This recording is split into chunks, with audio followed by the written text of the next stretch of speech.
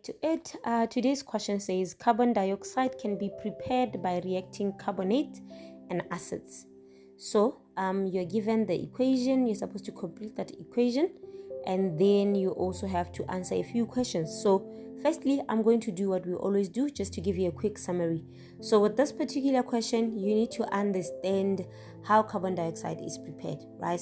Or how carbon dioxide is produced. So to prepare carbon dioxide, we have to have a carbonate, react it with an acid. It will give us salt, water, and carbon dioxide.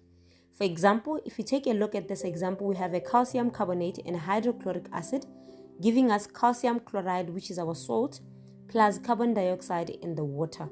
So that is how carbon dioxide is prepared. So now, when you go back to the question, part A says calcium carbonate plus sulfuric acid, you will get calcium sulfate plus water plus carbon dioxide. That is how carbon dioxide is produced. So you get calcium sulfate because the acid being used is sulfuric acid, plus the water, because when you have a carbonate and an acid, you get water, and the salt, and then the carbon dioxide. So the salt in this case is calcium sulfate. The second part says describe the test for carbon dioxide. Now, if you take a look at this short notes that I have over here, if you want to test for carbon dioxide, you're going to have to use lime water. And then if carbon dioxide is present, then the lime water will turn milky, cloudy.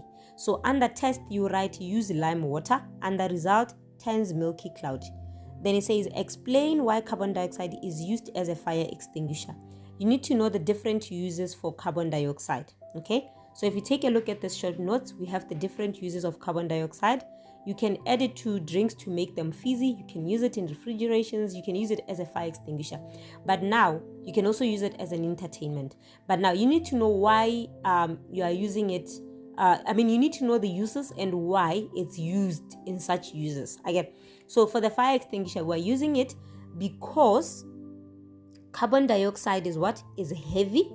So it's going to prevent air or oxygen from getting in contact with fire.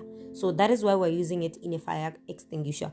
That's because carbon dioxide is heavy, and then it is going to prevent air or oxygen from getting in contact with the fire. So we are done with our question. So it's important to always understand the concept behind the question so that you can answer the question properly.